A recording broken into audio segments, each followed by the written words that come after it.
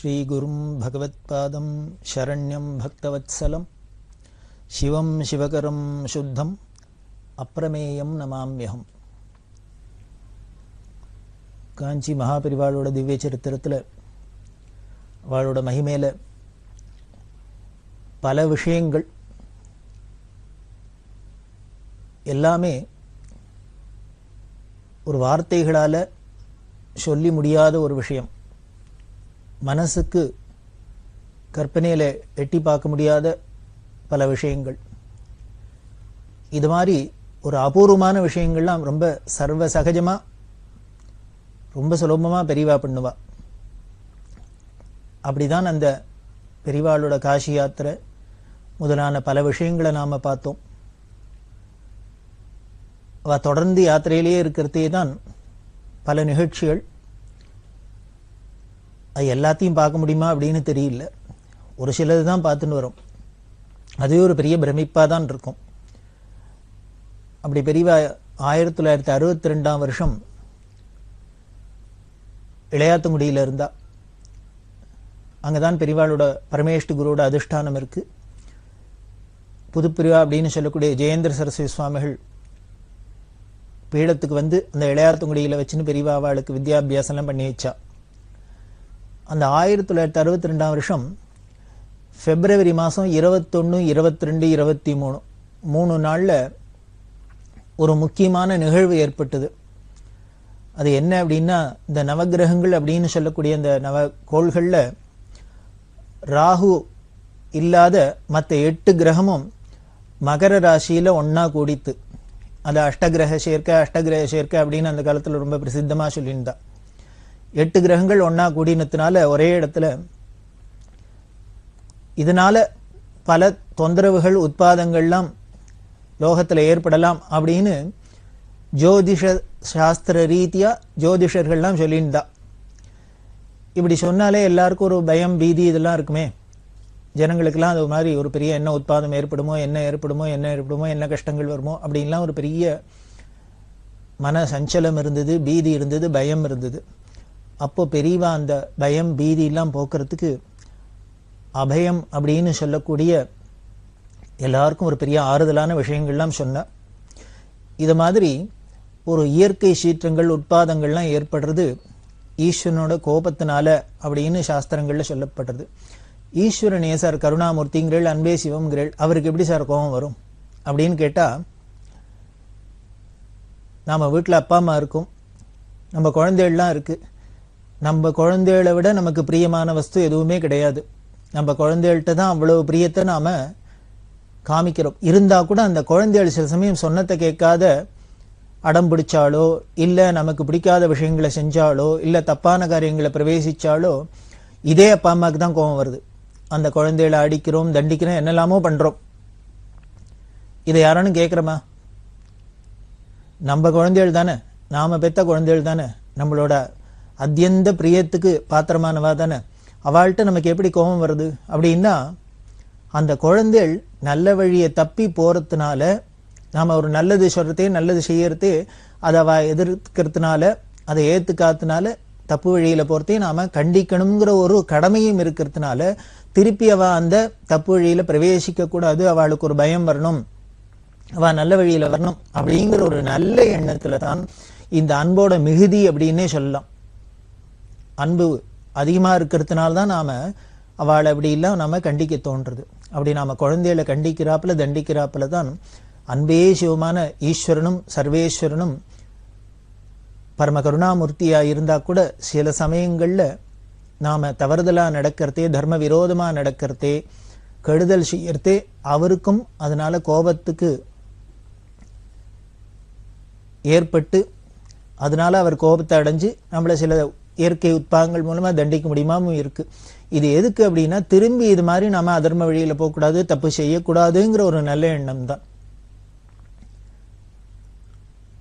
அதனால இந்த உலகத்துல இது மாதிரி இயற்கை சீற்றங்கள்லாம் வருது ஈஸ்வரனோட கோபத்தினால அப்படின்னு சாஸ்திரங்கள் சொல்றது. அதை எப்படி போக்குறது அப்படின்னா, முதல்ல அதுக்கு பரிகாரம் வேற ஒண்ணும் இல்லை. அதுக்கு பரிகாரம் என்ன அப்படின்னா, நாம என்ன தப்பு பண்ணினமோ எந்த அதர்ம வழியில போறோமோ அதுலேருந்து விலகணும், அதை திருத்திக்கணும், கரெக்ட் பண்ணிக்கணும். இதுதான் முதல் பரிகாரம்.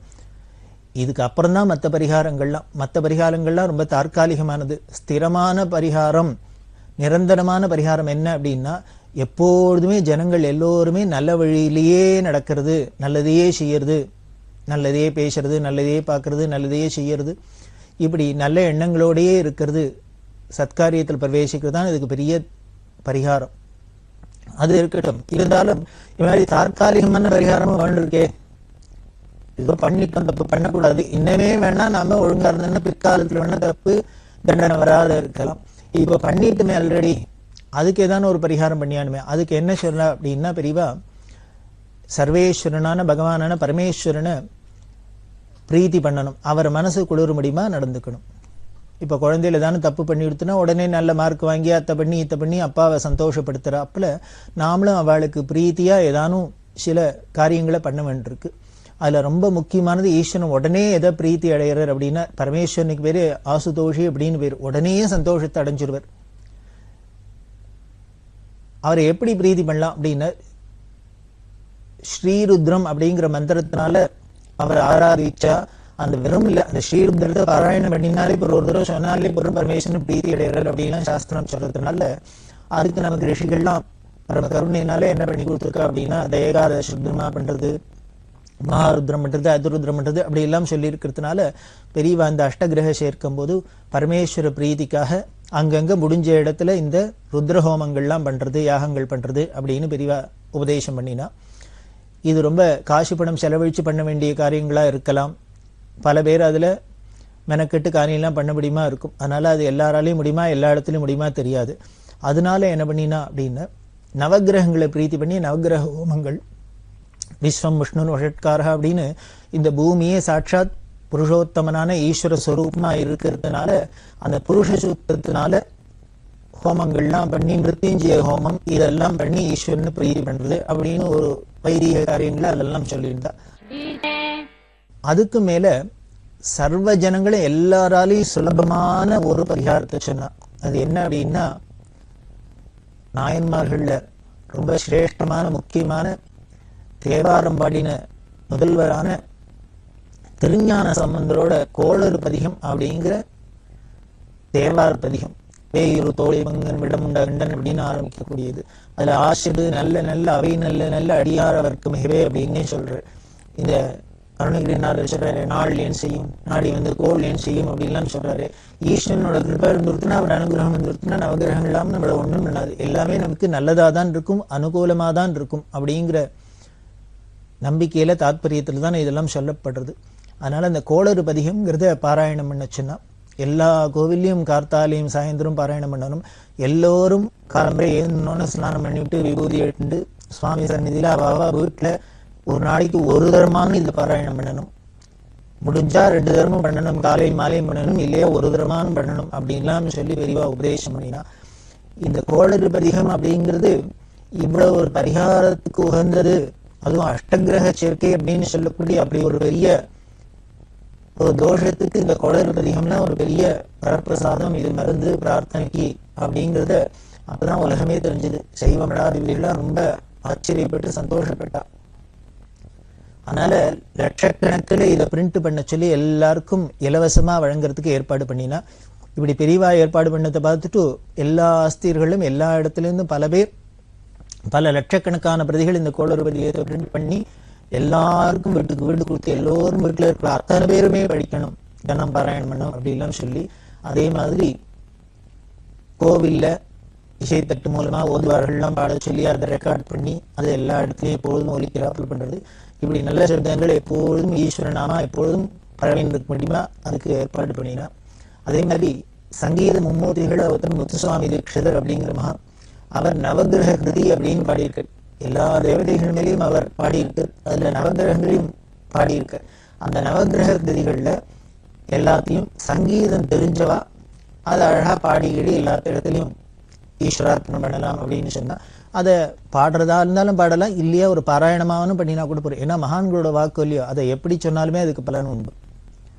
இப்படி நவகிரக கிருதிகளை பாடுறது, கவனம் பண்றது, இந்த கோளறு பதிகம்ங்கிற தேவார பாராயணம் பண்றது, அதே மாதிரி வைதிக ஹோமங்கள் பண்றது, யாகங்கள் பண்றது, இது மாதிரி பல விஷயங்கள் விரிவா சொல்ல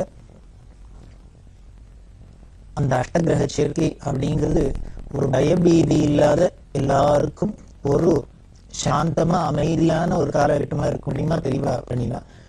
அதுல ஒரு வேடிக்கை பாருங்க, இப்படி கிரகங்கள்லாம் அப்படி தாறுமாறா போறது, ஏதாவது ஒரு நமக்கு ஒரு கெடுதல் வரப்போறது அப்படிங்கிறது கூட கடைசியில எப்படி சுபமா முடிஞ்சுடுறது. ஆசிரியர் நல்ல நல்ல அவை நல்ல நல்ல அடியாளர்களுக்குமே அப்படின்னு ஞானசம்பந்தர் சொன்னாப்புல எல்லாமே நல்லதாவே எப்படி முடியறதுங்க.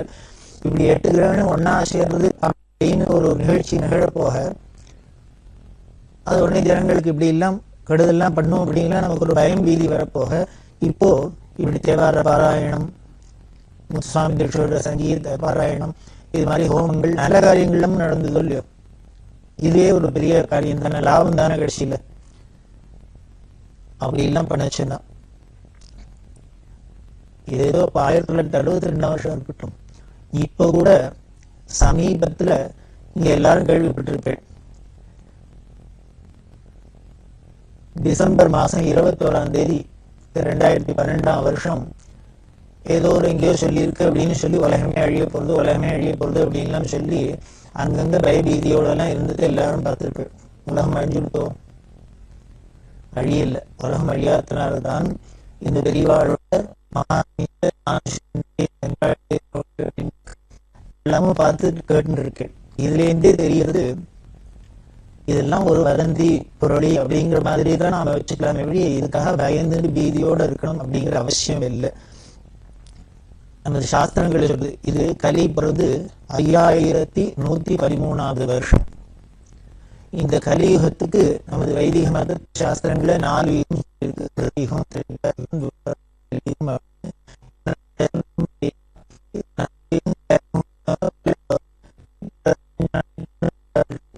திருப்பி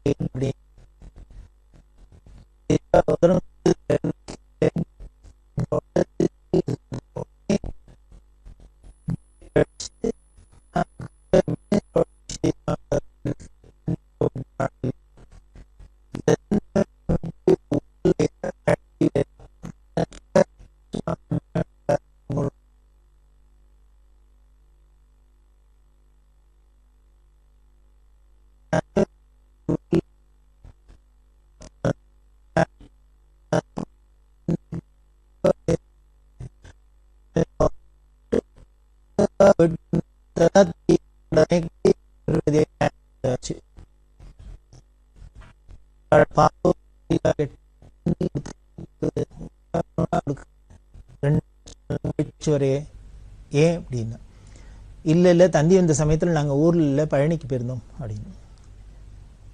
பழனியில் என்ன உனக்கு அப்படின்னா, உடனே அந்த அம்மா சொன்னா, தன்னோட புள்ள சந்திரசேகர் இருக்காரு, சேகர் ஜாதகத்துல ஏதோ குரு சரியில்லைங்கிறா, அதனால இப்ப ஏதோ எல்லாரும் சொல்றாளே 10ல குரு அது இது என்னெல்லாமோ சொல்றா, அந்தந்த கிரகங்கள் அந்தந்த கட்டத்துல வரத்தே ஏதோ உபாதைகள் பண்ணும், சிலது ரொம்ப நல்லபடியா அனுகூலமா அனுகிரகம் பண்ணும், அப்படியெல்லாம் ஜோதிஷ ரீதியா சொல்றதுனால குரு சரியில்லைன்னு சொல்றா சேகருக்கு, அதனால பரிகாரம் சொன்னா பழனியில போய் ஒரு அபிஷேகம் பண்ணா சரியா போயிடும், அதுக்காக போயிடணும் அப்படின்னு. இது சொன்னோன்னு பெரியவா இப்படி சாஞ்சுன்னு கேட்டோம்னா விடுக்குன்னு ஏந்துட்டு யார் சரியில்லை? குரு சரியில்லையா? யார் சரியில்லை? குரு சரியில்லையா? எந்த குரு அப்படின்னா, எந்த குரு அப்படின்னா அவளுக்கு புரியல. உடனே பெரியவா சிரிச்சுட்டே சொல்றாங்க, இவர் நான் தானே குரு, உனக்கு யாரு குரு? குலகுரு நான் தான். அதனால நான் சரியா இருக்கேன், முதல்ல தெரிஞ்சுக்கோ. இனிமே இந்த ஜோதிஷ ரீதியா இனிமே நவகிரகத்தில் இருக்கிற அந்த குரு சரியில்லை, இது சரியில்லை, அது சரியில்லை அப்படின்லாம் கேட்டுண்டு நீ இனிமே ஊரா அலையிறதுங்கிறத வேலையை விடு. உன்னை என்ன பண்ணும், எது எங்க இருந்தாலும் உனக்கு நல்லதாவே தான் அனுகிரகம் பண்ணும். நான் இருக்கேன், பார்த்துக்கிறேன், நான் சரியா இருக்கேன் அப்படின்னு சொன்னா இதை எதை குறிக்கிறது அப்படின்னு, இது ஏதோ ஒரு பொள்ளாச்சி ஜெயத்துக்கு ஒரு சேகருக்கு அவளுக்கெல்லாம் சொன்னதில்லை. எல்லாருக்குமே என்ன அப்படின்னா, எந்த கிரகங்கள் எப்படின்னா அதது காரியப்படி அங்கங்கே போகிறது, கட்டத்தில் சுற்றின்னு வருது. அதனால் அது எதுக்கு உண்டான இருக்குத்தான் இருக்க போகிறது. நாம தான் அந்த தைரியத்தோடு அதை எதிர்கொள்ளணும். அதுக்கு குரு கிருபை ஈஸ்வர அனுகிரகம் அப்படிங்கிறது தான் அதுக்கு மூலதனமாக இருக்க முடியும். அதை வச்சுன்னு தான் நாம் அதை ஜெயிக்க முடியும். இது ஏதோ பொள்ளாச்சி ஜெயத்துக்கு சொன்னது. இன்னொரு பக்தர் திருவாரூர் வக்கீல் சேகர் அப்படின்னு, அவர் திருவாரூரில் வக்கீலாண்டு, அவள் குடும்பம் திருவாரூர் கிருஷ்ணமூர்த்தியர் அப்படின்னு, அவள் அம்மா கமலம் அப்படின்னு, இவெல்லாம் இந்த குடும்பமே பெரியவாள்கிட்ட ரொம்ப பரமபக்தி. அப்படி இருந்துருக்கிற குடும்பத்தில் வந்தவர் இவர் வக்கீலாக அங்கே ப்ராக்டிஸ் பண்ணியிருந்தார். என்னமோ தெரியல, அவருக்கு கிரக கோளாறு, சனி சரியில்லை, குரு சரியில்லை, ஏதோ அது மாதிரி கட்டத்தில் ஜாதகத்தில் சரியில்லை அப்படிங்கிறதுனால அதோட தாக்கம் இருந்தது. எந்த அளவுக்கு இருந்ததுன்னா, அங்கே திருவாரூரில் கோர்ட்டையே மூடிட்டா. அந்த அளவுக்கு கோர்ட்டையே மூடிட்டா இவருக்கு எப்படி ப்ராக்டிஸ் பண்ண முடியும்?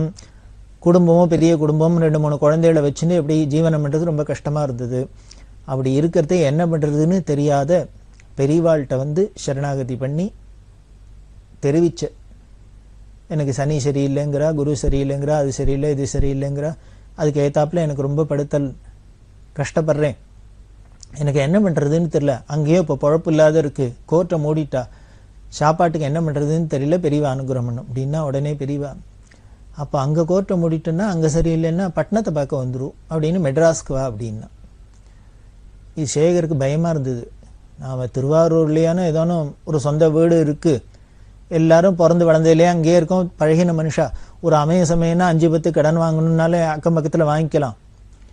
இப்படி ஒன்றுமே தெரியாத, முன்ன பின்ன தெரியாத, ஒரு பழக்கம் இல்லாத பட்டணத்தில் இத்தனாமரிய ஊரில் இது எங்கேயோ விலைவாசிலாம் எல்லாம் அதுக்கு ஏத்தாப்புல இருக்கும். இதில் எப்படி குடுத்தனம் பண்ணுறது, குழந்தைகளையும் வச்சுட்டு சிரமமாக இருக்குமே அப்படின்னு இவருக்கு நமக்கு ஏற்கனவே கிரகம் இடம் விட்ட இடம் புது இடத்துல இன்னும் கஷ்டம் ஜாஸ்தியாயிடுச்சுன்னா என்ன பண்ணுறதுங்கிற ஒரு பயம் இருக்குமோ இல்லையோ. அதனால யோஜனை பண்ணினார், இல்லை எனக்கு ஏற்கனவே கிரகங்கள் சரியில்லை, நான் அங்கேருந்து விட்டுட்டு இங்கே வந்தேன்னா என்ன பண்ணுறது அப்படின்னு. அப்போ உடனே பெரியவா பழிச்சுன்னு, உன்னை என்ன பண்ணுறதுன்னு பார்க்குறேன், கிரகங்கள்லாம் நான் சொல்கிறேன், பட்டணத்துக்கு வா அப்படின்னு. அவர் வேணா சேலஞ்சிங்காக பேசலாம், உன்னை என்ன பண்ணுறது கிரகங்கள்லாம் பார்க்கலேன்னு சொல்லலாம். ஆனால் நமக்கு எப்படி அதை நம்பிண்டு வந்துட்டு என்ன ஆகும் அப்படிங்கிறது ஒரு மனுஷ ரீதியாக ஒரு பயம் இருக்குதானே இருக்கும். நமக்கு எல்லாம் பக்தி இருக்குது, ஸ்ரத்தை இருக்குது, ஈஸ்வரனை நம்புகிறோம், குருட்ட அபரிமிதமான பிரியம் இருக்குது அப்படின்னா கூட வாழ்க்கையில் அந்தந்த சிச்சுவேஷன் வரத்தே அதை சமாளிக்கிறதே கொஞ்சம் பயங்கள் இதெல்லாம் இருக்குத்தான் இருக்கும். அதுலேருந்துலாம் நம்ம விலகி வரத்துக்கும் அதெல்லாம் கடந்து வரத்துக்கும் இந்த குரு கிருப்பை தான் நமக்கு கை கொடுக்க போகிறது, துணையாக இருக்க போகிறது, அது வேற விஷயம். இந்த சேகர் திருப்பி யோஜனை பண்ண பெரியவா சொன்னா, கவலைப்படாத, நான் இருக்கேன், பார்த்துக்கிறேன், உன் கிரகங்கள்லாம் என்ன பண்ணுறதுன்னு பார்க்குறேன், பட்டணத்துக்கு வா அப்படின்னா. அப்போ தான் யாரோ விபூதி முட்டாம் போட்டுன்னு விபூதி பெரியவாளுக்கு கொடுத்துருந்தா. அப்படியே தன் விபூதியை எடுத்தா, கையில் கொடுத்தா. இதுக்கு மேலே என்ன வேணும்? அபயம், பிரசாதம் வந்துடுத்து. ஐஸ்வர்யம்னா விபூதினா ஐஸ்வர்யம் வந்துடும் அப்படின்னுட்டா. சரி, பெரியவா இவ்வளவு ஸ்ட்ரிக்டாக சொல்கிறதுனால அவர் என்ன பண்ணும், ஊரை காலி பண்ணிட்டு நேர மெட்ராஸ்க்கு வந்தாச்சு. மெட்ராஸில் இங்கே ஒரு கம்பெனியில் லீகல் அட்வைஸராக வேலை கிடச்சிது. அதில் போய் சேர்ந்து இருந்தார். மாம்பழத்தில் டி நகரில் ஒரு இடத்த பார்த்து எடுத்துன்னு வீட்டிலாம் எடுத்துன்னு வந்தாச்சு. இந்த இடத்துக்கு வந்தாலும் என்ன ஆயிடுது அப்படின்னா, அந்த கிரகங்களோட கோளாறு போல இருக்குது, எங்கே போனாலும் நிழல் பின்னோட அப்படிங்கிறாப்புல இங்கே மெட்ராஸ்க்கு வந்து ஏதோ 2-3 மாதம் சௌக்கியமாக இருந்தாப்புல இருந்தது. அதுக்கப்புறம் 3 மாதத்துலேருந்து சம்பளம் வராத போயிடுத்து. இவர் உத்தியோகம் கிடைச்சிருக்கு எல்லாம் இருக்குது, ஆனால் சம்பளம் இல்லை, என்ன பண்ணுறதுன்னு தெரியல, கஷ்டப்பட்டார். இப்போ இவர் ரொம்ப ஃபீல் பண்ணினார், நம்ம இதுக்கு தான் பயந்தோம், இப்போ என்ன பண்ணுறதுன்னு தெரியல அப்படின்ட்டு திருப்பி பெரியவாள்கிட்ட வந்து கேட்டார். பெரியவா சொன்னால், நான் சொன்னாக்க வந்துடுவியா அப்படின்னார். அம்மா பெரியவா தான் கடுமையாக சொன்னால் திருவாரூர்லேருந்து வந்துடும்னா அதனால் வந்துட்டேன். இப்போ இங்கே வந்தால் வாடகை கூட கொடுக்க முடியல, 3 மாதமாக சம்பளம் இல்லை, நான் என்ன பண்ணுறதுன்னு தெரியல, கஷ்டமாக இருக்குது, பெரியவா தான் காப்பாற்றணும் அப்படின்னா. உடனே பெரியவா சொன்னால், இப்போ நான் சொல்கிறேன் திருப்பி திருவாரூருக்கே போ அப்படின்னா. சேகர் பார்த்தார், இது என்ன இது வம்பா போச்சு, அங்கேருந்து இங்கே வாங்குறா, இங்கேருந்து அங்கே போங்கிறா, நம்ம ஏற்கனவே கஷ்டப்பட்டு இருக்கோம் கிரகச்சாரத்தினால, இவர் வேறு இப்படி படுத்துறாரே. அவர் சொன்னார், இல்லை நான் திருவாரூருக்கு போகமாட்டேன் அப்படின்னு, திரும்பி போகமாட்டேன் அப்படின்னு. பெரியவா சொன்னால், நான் சொன்னால் கேட்பேன்னு, இப்போ நான் திருப்பி திருவாரூர் போனால் ஏன் போக மாட்டேங்கிற அப்படின்னு. இல்லை திருவாரூர் மட்டும் போக முடியாது என்னால், ஏன்னா அங்கேருந்து காலி பண்ணி இங்கே வந்துட்டேன், ஏதோ பட்டணத்துக்கு வந்து பிரமாதமாக பிழைக்க போகிறாப்புல, இப்போ திரும்பி ஒன்றும் இல்லைன்னு அங்கே போனேன்னா எனக்கு அவமானமாக இருக்கும், அதனால் போக முடியாது அப்படின்னு. உடனே பெரியவா சொன்னால், அப்போ டெல்லிக்கு போ அப்படின்னா. இப்போ திருவாரூர் கோர்ட்லேருந்து மெட்ராஸ்க்கு ஹைகோர்ட்டுக்கு வந்தாச்சு, இப்போ ஹைகோர்ட்லேருந்து சுப்ரீம் கோர்ட்டா, என்ன இப்படி பண்ணுறாளே அப்படின்ட்டு அவருக்கு ஒன்றுமே புரியல. உடனே அழுதர், பெரியவாள்கிட்ட பிரார்த்தனை பண்ண, பெரியவா என்னை இப்படி சோதிக்கக்கூடாது, பெரியவாளை நம்பி தான் இங்கே வந்துட்டேன், பெரியவா தான் என்னை ரட்சிக்கணும், காப்பாற்றணும், எங்கேயும் இனிமேல் எங்கே போகிறதுன்னு எனக்கு தெரியல, இப்படி எப்படி போயிட்டு என்னால் ஓட முடியாது அப்படின்னு. ஒன்று பெரியவா உடனே சிரிச்சுட்டு கேட்டால், லீகல் அட்வைசருக்கும் ரீட்டைனருக்கும் என்ன வித்தியாசம் அப்படின்னா, இவருக்கு சொல்ல தெரில, வேடிக்கை வக்கீல், இவருக்கு லீகல் அட்வைசருக்கும் ரீட்டைனருக்கும் என்னன்னு பெரியவா கேட்டோன்னு சொல்ல முடியல, பிசாதன்னு. உடனே பெரியவா சொன்னால், லீகல் அட்வைசர்னா ஒரு கம்பெனியில் இருந்தோம்னா அவளுக்கு சட்ட சிக்கல் சட்ட பிரச்சனைலாம் வந்தால் அதுக்கு எப்படி பண்ணால் அதை சரி பண்ணலாம் அப்படின்ட்டு சட்ட பாயிண்ட்லாம் நாம் எடுத்து சொல்லணும், அட்வைஸ் பண்ணணும், அதுக்கு சம்பளம் கொடுப்பா. ஆனால் ரீட்டைனர்னா என்ன தெரியுமோ, பெரிய வக்கீல்கள்லாம் இருப்பா, உலக ஒரு பிரசித்தமான பிரபலமான வக்கீல்லாம் இருப்பா, அவள் ஒரு கேஸை அட்டன் பண்ணுறா அப்படின்னு வந்து நின்னாலே அந்த ஜட்ஜிலேருந்து எல்லாருக்குமே அதோட தாக்கம் இருக்கும், ஒரு பாதிப்பு இருக்கும். இவரே வந்து இந்த கேஸை அட்டன் பண்ணுறான்னா இல்லை ஏதோ விஷயம் இருக்கும் அப்படின்னு, அதனால எல்லாருமே ஜாக்கிரதையாக தான் இருப்பா. அப்படி இருக்கிற அந்த பெரிய பிரபல வக்கீல எல்லா கம்பெனியிலும் என்ன பண்ணுவா, ரீட்டைன் பண்ணிப்பா, தன் பக்கம் வச்சுக்கணும், தன் பக்கம், அதாவது தன்னோட எதிராளிக்கு போய் அவர் ஆஜராகிடப்படாது அப்படிங்கிறத தங்கிட்ட வச்சுக்கிறதுக்காக, தன் பக்கமே வச்சுக்கிறதுக்காக ரீட்டைனர் ஃபீன்னு கொடுத்து வச்சுட்டு இருப்பா. இந்த ரீட்டைனர் ஃபீ தான் வருமே, சம்பளம் வேற ஒன்றும்லாம் செய்ய மாட்டார். இதை சொல்லி எக்ஸ்பிளைன் பண்ணி பெரியவா, ரீட்டைனர்னா வேலை செய்யாத இருக்கிறதுக்கு சம்பளம், லீகல் அட்வைசர்னா வேலை செஞ்சா சம்பளம், நீ ரீட்டைனராக க்ஷேமமாக இருப்ப போயிட் அப்படின்னு. இதுதான் பெரியவா கையை தூக்கி ஆசீர்வாதம் பண்ணது, அனுகிரகம் பண்ணது. அதுக்கப்புறம் இந்த நவகிரகங்கள்லாம் எங்கே போச்சு என்னாச்சு தெரியல. அதுக்கப்புறம் அமோகம் அவர் வாழ்க்கையில் பெரிய திருப்பத்தோட குழந்தைகள் குட்டிகளோட இன்னைக்கு மெட்ராஸில் வீடு வாசல்னு பரம சௌக்கியமாக இருக்கிற, க்ஷேமமாக இருக்கிற அப்படின்னா இதெல்லாம் ஒரு உதாரணத்துக்கு சொல்கிற வார்த்தைகள். பெரியவாளை அண்டிட்டோம்னா, சரணாகதி பண்ணிட்டோம்னா, அந்த குரு கிருப்பை இருந்ததுன்னா கிரகங்களோ நாளோ கோளோ ஒன்றும் நமக்கு கெடுதல் செய்யாது, எல்லாம் நமக்கு அனுகிரகமே தான் செய்யும் அப்படிங்கிறதுக்கு இதெல்லாம் சாட்சி. இப்படி இந்த அஷ்டகிரக சேர்க்கை முதலான எல்லாத்தையுமே பெரியவா கிருபையினால உலகத்துக்கு நன்மையாகவே வாச்சிருக்கு. அந்தந்த சமயங்களில் பெரியவா சொன்ன அந்த விஷயங்கள்லாம் நாம் பரிகாரங்கள்லாம் பண்ணிட்டோம்னா இன்னும் பெரியவாளுக்கு பிரீத்தி, ஈஸ்வர பிரீத்தி, நாம் க்ஷேமமாக இருக்கலாம் அப்படின்னு சொல்லி இந்த மேற்கொண்டு நாம் தொடர்ந்து பார்க்குறோம்.